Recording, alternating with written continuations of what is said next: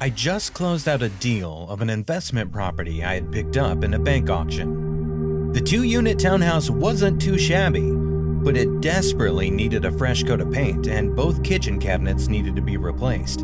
And maybe an upgrade for the appliances in both units was also on the need-to-do list. But all in all, it was a nice deal in my favor.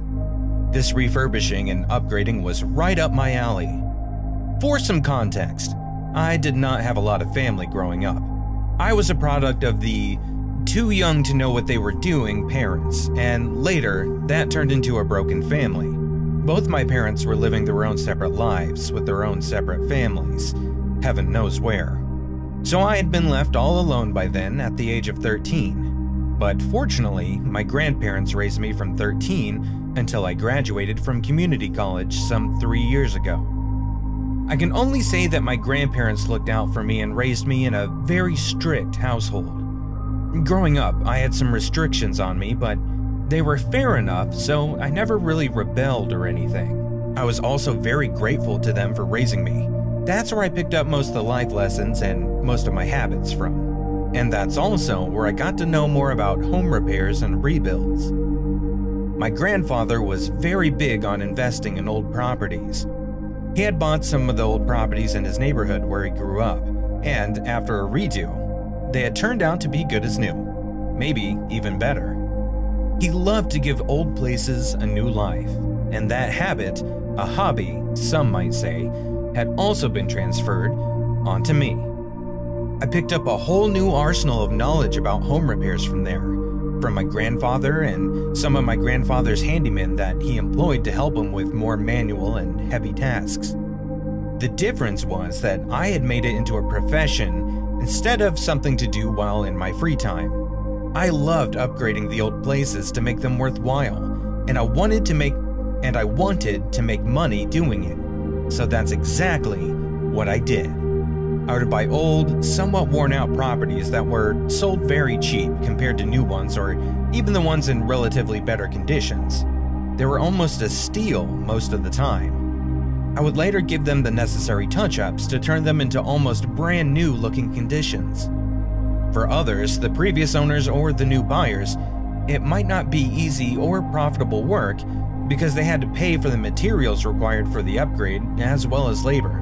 They also had to keep an eye out so that the renovations are up to their standards. So all in all, it was a lot of work for them. They could just buy a new place that would cost them just as much money overall and a lot less headache. But I just had to get the material, and even that I recycled sometimes, and not a cent was wasted on labor unless the man-force was absolutely necessary. So for me, this was quite a profitable situation. After revamping the properties, I would sell them sometimes if the offer was good enough, but most of the time they would become rentals, sometimes even as just rest houses or holidays. I would usually have some kind of right-hand man who would mostly act as an in-between. Nowadays I had Eric working for me. He would help me deal with the current tenants I had in most of my properties. He was an amazing worker and assistant. He would deal with all of them and their issues appropriately, no matter the situation, without me having to worry about any of them. He would collect the rent, and not a single cent went missing or unaccounted for in all of his time working for me. He had worked for me for over a year now and would be the best assistant I ever had. So I was worry-free in that regard. What was worrying me these days, however, was my girlfriend, or should I say, my ex-girlfriend now. My longtime girlfriend of 4 years, April, had broken up with me just a few days ago. For the past 8 months, April had been pushing marriage on me really hard, which I had found surprising, to say the least. We had had this discussion in the beginning of the relationship too, and I had made it clear to her that I was not looking to get married anytime soon, even if at all. I did not have any good sentiments attached to the whole marriage concept, considering my parents, so it had never been in the cards for me at all. And now she had brought it up again all of a sudden. And even if I wanted to get settled down with her one day, that day was not at all that close. I had so much on my plate already, what with all the new projects that I had just undertaken, that I didn't have the patience to even think about getting married anytime soon. So, after fighting about the topic, we had decided to call it quits, ending our 4-year-long relationship. I really missed April. Of course I did. I really loved her. But I could do without all that pressure of marriage and having kids at the moment. So I knew that we had made the best decision for the both of us. Now she could pursue her dream of marriage and kids with someone who also wanted it just as much as her. The last text I received from April was yesterday, asking if she could swing by to pick up the remaining clothes and some of her stuff that she had gathered at my place over the years. I sent her an affirmative in reply. To be honest, I wasn't even really thinking about her at the moment. I was thinking about my helper, Eric. For the past few days, he hadn't been coming down to the new property I had just purchased, and I was starting to get worried. I wanted to speed up the work there. I had set a target of 2 months to restore the property and get it running soon, and now I was short of helping hands. I also didn't want to lose Eric because it's so hard to find good, loyal people who are willing to put in the hard work. Anyway, I was eating my lunch when I got the text from April telling me that she's out back waiting for me to let her in the house, so I hurried over to open the door. As soon as I did, I felt a hand grabbing the back of my hoodie, and the next thing I know, I was slammed down to the floor. The only thing I could see for a minute was the darkness and the stars in front of my eyes. Then, I had a masked man pushing his gun to my chest, telling me to stop moving, or he'll pop 2 bullets in my head. I blinked my eyes rapidly to try and make sense of exactly what was happening to me all of a sudden. I watched, still dazed after the impact, as another armed person came in from the patio door with a shotgun to his side.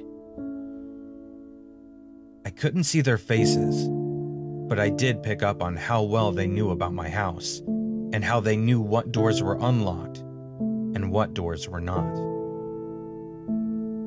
I had been dealing with a lot of contractors over the past 2 years. Hell, I had a few fallouts with most of them, but I knew that this was too much. No fallout of mine would cause someone to barge into my house and hold me hostage there. They both picked me up and carried me to the bedroom. I kicked around, resisting at the manhandling a bit, but the increased pressure of the gun and some more barked threats had me going along with them quietly. And just like that, they tied me up to the bedpost. I watched as the 2 men stepped out of the room to talk, leaving me behind, tied and still a bit dizzy from when my head hit the floor. They never removed their masks for as long as they stayed in my sight. I could hear my abductors moving around in the house while I was tied to my own bedpost, helpless. At first, I had been scared at the sudden turn of events. It had all happened so fast, too fast, for me to make sense of the abrupt happenings. One minute, I was standing in my house, all fine and free. The only problem I had been facing was the unexpected re-entry of my ex-girlfriend.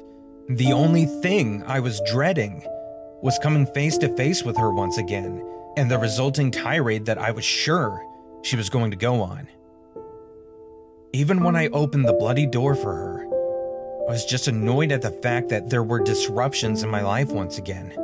I had worked really hard to get rid of them from my life, and as soon as I opened the door, suddenly I was facing a situation much dire than the reappearance of an ex. I was suddenly slammed on the floor, head first, and now I was a hostage in my own house. I was in a state of confusion and shock, more than I was in a panic. It was all a bit too much, all too sudden. But by now, the surprise had started to wear off, and the dizziness in my head had also stopped, so I was finally free to actually use my mind once again. They definitely knew me, and they definitely knew my house. It meant that they had already been to my house before, and many times by the look of it. They had no problems in navigating the place. They had faced no issues in finding the bedroom. They had already known where it was. And even when they were taking me to the bedroom and tying me to the bedpost, they seemed to be working on their exact plan. It did not look like it was any kind of spur-of-the-moment thing. They knew exactly what they were doing and exactly what their next course of action was. They had made the whole plan by keeping the layout of my house in their minds.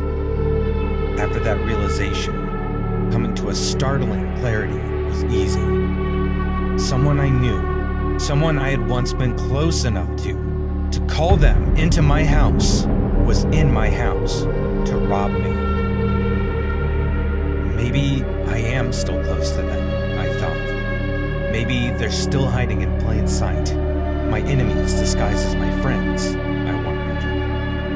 And belatedly, I came to another realization. They might even kill me. To hide the clues and prints they were leaving behind, they might even get rid of me so I could never open my mouth and tell the authorities what I had found out that day. And even if they let me live, I would still not have any idea who they actually were. They could continue living in plain sight, dressed as friends, and I would be none the wiser. As soon as I had that thought, I realized I had to get out of the room somehow. I had to get out, and I had to find out just who was behind the mask. I had to stop them. I had to stop them from robbing me clean, or worse. And for that, first, I had to get out of the ropes I was currently tied up with. With that single thought in mind, I started scrambling for a way out.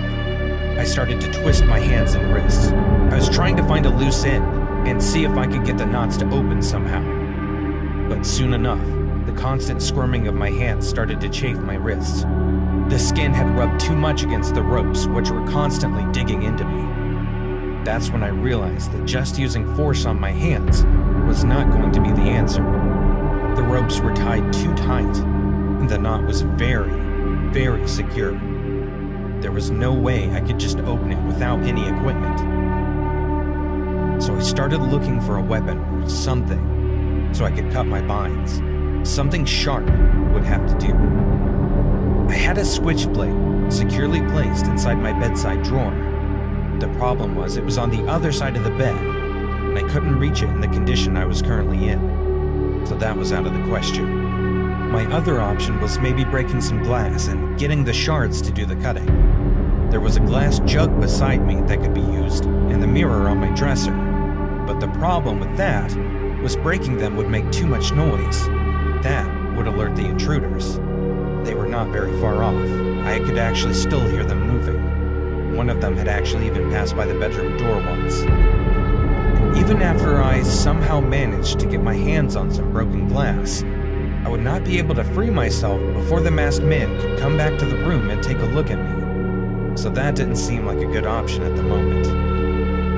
Maybe after they were gone and had left me behind, tied up, I could try this trick on the dresser and... Wait.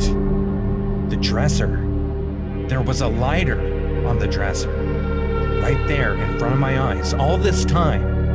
If I could not cut the ropes, the next best option would be burning them. So with renewed determination, I started to work on getting my hands on that lighter. But with my hands tied up at the moment, my feet would have to do for now. I kicked off my shoes and tried to reach for the lighter with my feet.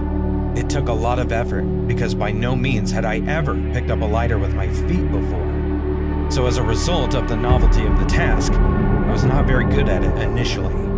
It was quite far away and very slippery. My feet were just as slippery owing to the sweat I had released due to the nerves and pressure of the situation. But soon enough, I got the hang of it. Finally, I grabbed the lighter from my dresser using my bare feet, and getting it to my hands also proved to be a bit of a hassle. But soon the lighter was in my hands. I began to burn the ropes, which was not as easy as it sounded. It burnt my wrists and my hands quite a bit, but in retrospect, that was not a huge price to pay for my freedom. As soon as I was free, I did not waste any time wandering around. I grabbed my taser from the drawer and straight ahead tippy-toed my way up the stairs. I was very careful on my way up, so as not to make any noise to alert them to my presence, and I was successful in the endeavor. The stairs led to the common sitting area of the house, and the sitting area then attached to an open kitchen that was on the left side of the room. It was designed in such a way that the stairs were partially hidden from the view of the kitchen. You could not see the front of the stairs from the kitchen. I silently thanked the architect for making the design that way, as it really helped me at that moment. The intruders were in the kitchen. I crept up along the wall towards the kitchen. Peeping from around the corner, I could see the backs of both men facing me. They were rummaging through my kitchen cabinets, not knowing that I was watching both of them. They had already collected some of my belongings from the other rooms of the house, and were now going through the kitchen. They had collected almost all the valuables that I had in my house. As I was boring a hole in their backs with my anger, I realized that one of the men had his face mask pulled down. That made me more curious about his identity. That was my chance at finally finding my enemies. I crept up a bit more out of my hiding place. I just had to move a little bit more, and then I would see the unmasked intruder. To my shock, I saw the other man turning around just as I had stepped out from the hidden corner. He spotted me at the same time as I saw him. We both froze in shock at the same time, eyes locking with each other in surprise, and I was surprised at the identity of the masked, now unmasked man. It was Eric. I could not believe my eyes for a minute. There must have been a mistake. He was my trusted handyman. He had been working for me for over a year now. I sometimes even let him sleep at my house when we worked late hours. And now, seeing him as the person behind the mask had really shocked me. It was something I had not expected at all. I was at a loss for words on finding out that it was Eric who was playing me stupid this whole time. But soon enough, his surprise was replaced with a cold look on his face as he ran towards me, a long blade in his hand, cursing and shouting. I hurriedly pulled out my taser and zapped him in the groin. He fell to the ground, his shouts of anger turning into screams of pain in the blink of an eye. After momentarily incapacitating the first one, I turned towards the second intruder who was still wearing the mask.